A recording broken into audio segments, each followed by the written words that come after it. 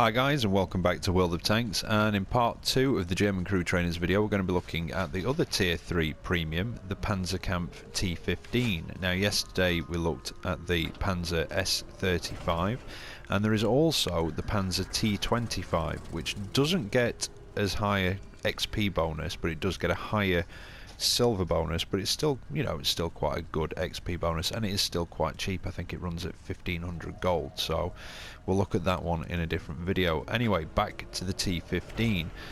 Right, well, it's 900 gold, which is 100 less than the S35, but it gets a 5% less XP bonus. The S35's been 65%, the T15 being 60%, but it gets nearly double the silver bonus at 50%, whereas the S35 is 26%. And to be honest, you will probably need it because you will have to fire more premium ammunition in this. It does not get preferential matchmaking, just like the S35. It does see up to tier 5. And even though it's a light tank, some people are saying, well, they should see 3 tiers higher. Down at tier 3, they generally don't see that high anyway. Now, basic figures on it. Let's have a look at the armour first. 30 on the front, 20 on the side, and 12 on the rear. And for the turret, it's 30 on the front and 25 for the sides and the rear. So they're the basic figures. Let's go into the supplies and look at the actual ammo costs. Well, it's 14 for your standard armor piercing, 800 for your APCR, which is the same as the S35, and 8 for your high explosive. But like I say, you will end up using more premium in this. When you get into a tier 5 match, you're going to have to actually stay competitive, and in tier 5 matches you are pretty much basically stuck in a scouting role. You can get through the flank and things, but I mean, you're going to be a 2-shot or a 1-shot for everything up there at tier 5. So tier 3 you can afford to be more aggressive and you don't have to be stuck in that scouting role. But let's have a look at, where are we? Not the crew. We don't want to look at the crew, we want to look at the weapon. Right, it's a 3.7 centimeter, whereas the S35 gets 4.7 centimeter. 26.25 rounds a minute, which is about a round a minute less than the S35. 42 penetration, which again is less than the S35, and 40 damage again, which is less, which is kind of what you'd expect. It is a light tank after all, not a medium. It gets 74 mil penetration on its premium rounds with the same 40 standard damage, and 18 penetration for your high explosive, 45 damage. High explosive on this are basically just completely ineffectual, and I wouldn't really bother taking any personally. I mean, that's my personal preference. I don't, but if you want to take some, that's entirely up to you. Aiming time again is not quite as good at 1.71 seconds, and the accuracy isn't as good either at 0.41, but it does get a better traverse speed at 46 degrees a second, and it gets a better turret traverse at 44 degrees a second. The view range is 350 meters, which is towards the higher side down at tier 3, and a very good signal range at 710. If you remember, the S35 I think was 535 meters for the signal range, and I think its view range was 330. So this does, you know, this does work as a scout, and I don't have any equipment on it at the minute. Same reasons for the S35. However, I am considering putting some binocular telescopes and a camouflage net on it for those tier 5 matches, because it would really help out. Because, like I say, you are stuck in a scouting role at tier 5. I can't emphasize that enough. You don't want to be aggressive in it. So let's have a look at some of the modules when I can press the right button. I'm all fingers and thumbs today. Right, so big old engine block at the back, and it can be penetrated and damage the engine through the front as well, so do bear that in mind. It's got a 274 horsepower engine, which gives it a very good power to weight ratio of 26.94, a forward top speed of 60 kilometers an hour, and a good reverse top speed of 20 kilometers an hour. Now, even though it has got, well, I say a slower rate of fire, it is only slightly, and its reload time is still a good 2.29 seconds. Concealment is actually quite good as well, 0.34 while stationary and 0.34 while moving. It does keep its camouflage bonus on the move like traditional light tanks do. So you've got your gun, your tracks, which are solid, there are no gaps in them, and you can get the odd bounce off your tracks. I have done that before, so again, something just to bear in mind. I normally try and weave towards an opponent if I can't actually sneak up on them. turret on top, radio just in the front left hand side of the vehicle, just under the front of the turret, ammunition, 2 big blocks in the middle of the hull, just below the rear of the turret if you're looking for the ammo. But then again, if you're in a tier 5 shooting one of these things, doesn't matter where you hit it, you will 2-shot or 1-shot this thing. Crew members, we've got 4 jammed in there very tightly, 2 in the front and 2 in the turret. Now the armour, there's not much to tell about the armour. 1 to 20mm basically all over the tank, top as well. The only bit that's thicker is the turret, the gun mantle, and those 2 flatter strips on the front along with your lower plate. And again, if you angle a little bit, you can't angle too much because your sides are very weak, but you can get a few bounces when you're down at tier 3, especially from some of the tier 2s. But I'd say that's more at medium range. Now, if you're looking for a cheap budget crew trainer, like I say, we've covered the S35, we've covered the T15, and the reason I'm doing this is to give you the options, to show you what they're like, and show you how they handle, so you can make the right choice for yourself. Some of you may prefer the play style of the T15, with it being a light tank, and quite a traditional light tank in a lot of ways. Some may prefer the slower, steadier gameplay of the S35, and like I say, we will cover the T25 at some point.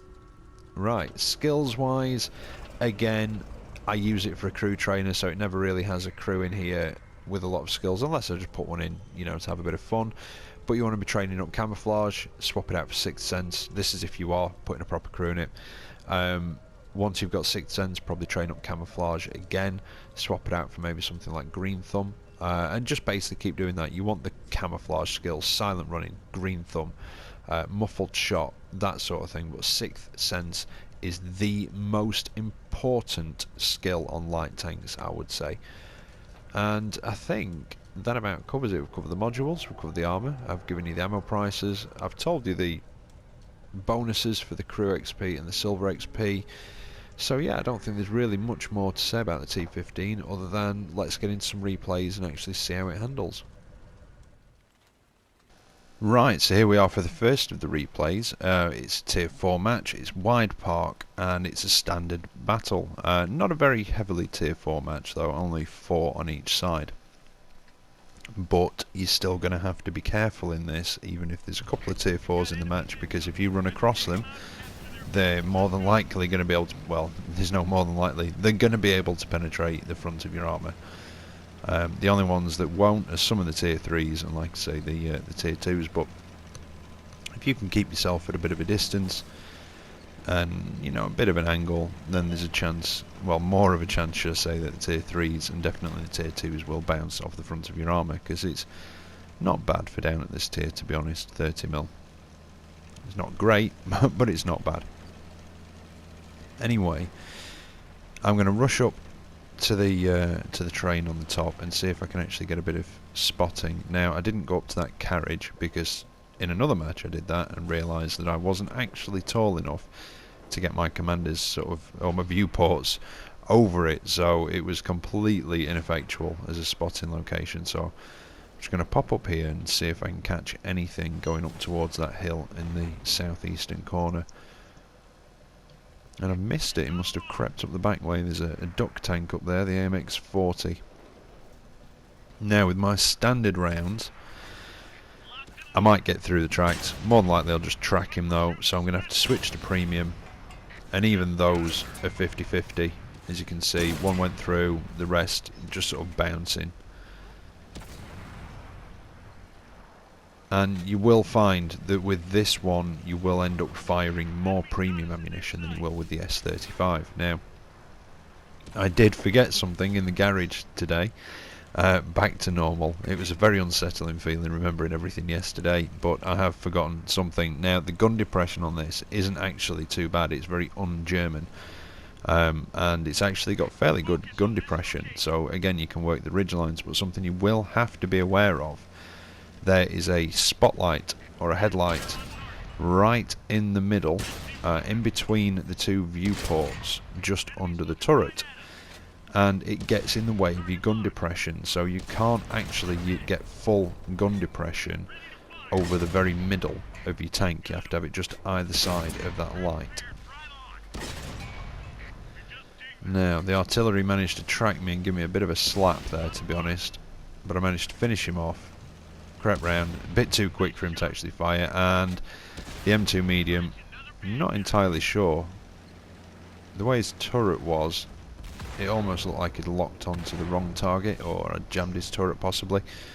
The other arty had a go at me as I went past there, so I'm going to spin it back round and see if I can take him out as well. Now, one thing you do have to be careful of down in the lower tiers is artillery's rate of fire is a lot faster than it is the further up the tiers you go. So when you're doing arty runs down at tier 3, you really have to be aware of their faster rate of fire. Now, I've not got a lot of health to play with, and that's not going to help, being set on fire, trying to fix my engine. And let's see if I can get around this Panzer. He's just dinging off some of the front of my armour, and I've got round him, and one more manages to finish him off, and that was the last kill of the game. Not the best game. Like I say, you know, I freely admit I am not very good in this tank. But at least you'll get an idea of what it might be like when you first jump in it and start playing it. So, you know, I've not had it very long. I'm not very good in it. In fact, I think the last replay is actually my wife playing it. She's had the tank a bit longer than me and she's got more of a handle on it. But I came 4th on the board. Again, like I say, didn't do a great deal in that match. Didn't do a lot of damage or anything else really. And in tier 5 matches, like I said in the garage, you are pretty much resigned to a scouting role.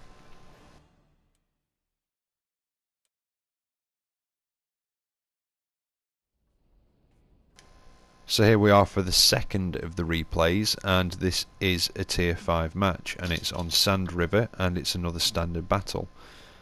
And you'll see what I mean. I try and do a bit of passive scouting at first, but like I said, I don't have any equipment on this, and if I'd have got a binocular telescope, got a better skilled crew and maybe a camouflage net, that would have gone a lot better. You know, it doesn't go too bad, it's spot a couple of things, but nothing particularly outstanding, and I do get spotted fairly quickly and easily. So I think if I, like I say, skilled crew, or even not even a skilled crew, camouflage net, binocular telescope, it would have made my passive scouting a lot more effective in this match, and it probably would have helped me not to get spotted quite as easily.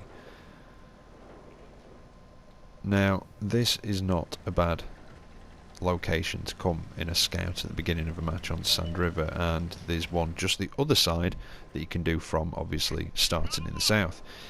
You are better off, well, yeah, you are better off having good gun depression, and you really have to have map awareness when you come up here as well, because not only will you be spotting stuff coming across from the southern base to go around the town, if you go up a little bit further you'll be spotting stuff coming across the dunes, sort of in the middle of the map, but like I say, you do have to be very aware of the map and see what pops up, because generally you are going to be vulnerable to fire on one side or the other, or sometimes both. So like I say, if you are going to use this position, really keep an eye on the map and what's going on. Right, well that's me spotted. Spotted a few things across there, but again, like I say, nothing spectacular. If I'd have had the binocular telescopes, I probably from there, I don't know, maybe they might have been able to spot the stuff camping that ridge just around the southern spawn. Not too sure, to be honest. I can't quite remember when I've been doing it in my other scouts now, a bit higher up with a bigger view range. But I'm going to switch to active scouting mode, and I'm going to pop up on here and spot absolutely nothing, which is a surprise because a Marder hit me from this direction somewhere. There he is. And normally there is quite a push up and over this bit in the centre, and there's nothing there today, so I'm going to zip down here, have a go at this Marder who just took a big hit from Arty, and I take a hit in return from the M8A1, and I've got to get out of here, but it looks like he might be using auto aim, or he could just be new to the game and not leading the target enough, which is me, which I'm happy with, because that would mean my death. Although that one was a bit closer. You know, sometimes you come down tier 3 crew training and you'll be in a match and everybody in it is a new player, And you can kind of tell by some of the mistakes that they make and some of the things they do. Sometimes come down to tier 3, and it's pretty obvious that it's full of people either crew training or seal clubbing because of the things that they're doing and the tanks that they're driving. But I think that guy was possibly just new to the game, so I'm going to cut him a bit of slack. Right, well, this one has progressed quite quickly in our favour. There's only 2 enemy tanks left on the enemy team, and yeah, they've only managed to take down 3 of us. So it is turning into a bit of a steamroll. Oh, there's an Electo. I was just wondering where they were, and this is what I mean about weaving towards them. You can try and keep it angled, try and turn in between the shots, and you see that he actually bounced off my tracks there. But he blocks me, he tracks me, and the rate of fire on those Electos is, well, very good. So there was no way I could even get my tracks back up and get moving quick enough before he could get another shot in me. Even if I'd have gotten back up, I wouldn't have picked up enough speed for him to miss. And that's it. As I die, he dies, and the last remaining medium gets killed, and that was it. Now got just over 1,000 assisted damage, which doesn't sound a lot, but like I say, remember we're down at sort of tier 3 and 5 and what have you. These tanks don't do loads of damage per shot, but I did come top of the table, which is always nice when you are bottom tier, especially a little tier 3 in a tier 5 match. So that just gives you an idea of the sort of way you've got to keep, the way you've got to play it in a tier 5 match, sorry. It's a Saturday. I don't normally do a video on a Saturday. My brain's not working properly. Anyway, last replay of the video for you, and it's a tier 3 match. It's on Tundra, and this is my wife, who basically helped me out in this because she's had a T15 for a while longer than I am. She's not played World of Tanks for a couple of weeks though, so she was a little bit rusty, but she did get back into this. Right, well, she's going to start by going over to the western side. I normally go to the hill, or cover the hill or something like that, because there are normally quite a few heavies that push over there. Although I suppose it does depend on what tank I'm in, but I only ever seem to get this when I'm in a tank destroyer or a heavy for some reason.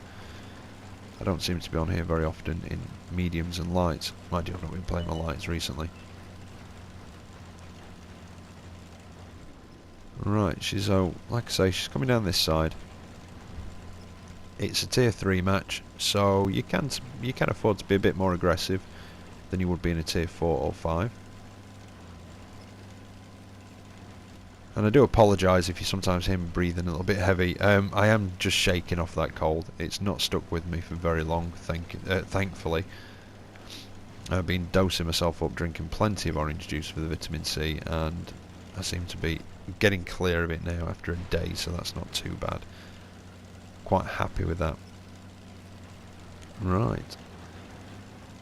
So she's encountered nothing so far, and I think at this point we're actually making a joke about getting another, I think, is it the Raider ribbon, where you move completely undetected and cap the entire base to 100 on your own while remaining undetected. I have one of those. My wife got it on my account. I cannot remember what tank it was in, and we didn't realise we'd got it until I was looking through my medals about a month or so ago. Right, anyway, now we've got some enemies encountered. There's an Igo Chiro, which is a bit of a mouthful, and I just feel like it should be some sort of attachment for an iPhone. But anyway, he's managed to track it, but the rest of his shots have been bouncing. Although her shots were bouncing, but that's killed his engine, and one more should do it, and that's him done. Now there was it a T46? T26, sorry. There we go. Now he's managed to penetrate and kill the driver, although that one's bounced, and the next one finishes him off. Now we've got a Stuart. He could have the auto-loader, and is that a T-Rex? Yeah, T1E6 PS. They do have an auto-loader, and at this range, as long as you keep a bit of an angle, as you saw there, it will bounce. But when she was flat on slightly, sort of directly facing him, one of them did manage to penetrate and actually kill the driver again, which is quite frustrating, because well, in this, your manoeuvrability and your speed are your sort of life, really. Like it is in any tank. Oh, T127. Ammo racked and tracked. That is unfortunate. You do not want to be on the receiving end of a T127. Definitely not down at tier 3. They've got quite a decent gun. They are very well armoured actually for a tier 3, and well, that's why they're called the baby IS-6. But he's managed, well, not managed, he's backed off. She's managed to make him back off a little bit. But keeping an eye on him, that's a dangerous tank to come up against. Now, is that a Type 91 across there? Tier 3 Japanese heavy. Now there's the T46. See if we can take him out. Auto aim wasn't behaving, so do it properly, aim at him properly. And there we go, it's penning each time, and that's another one down. Now that T127's coming back, we're going to have to be very careful of him. Try and use this guy for cover. Now, really, not to criticise, she could have possibly done with loading up the premium ammunition there, because they are very tough from the front. I think it's got 42, 44 penetration, something like that, did I say? And I think they've got something like 40 mil of armour on the front, or something daft like that. Anyway, they are a very tough little tank, but I think we'll skip to the end now and see how she actually did. Now, unfortunately, that was a defeat. The guy that ended up left on his own, he was obviously new to the game and was still learning the mechanics of it, the mechanics of capping. So again, we'll cut him some slack. These things happen. We were all there once, weren't we? We were all new. None of us knew how it worked. But not a bad game, and came top of the table anyway in the tier 3. But that's the T15. Now, hopefully, if you're looking for a budget crew trainer for the Germans, you might be able to make up your mind over which one you'd actually like to get. Now, I'll be back tomorrow with another video for you, so as always, take care out there, and I will catch you next time. See you later.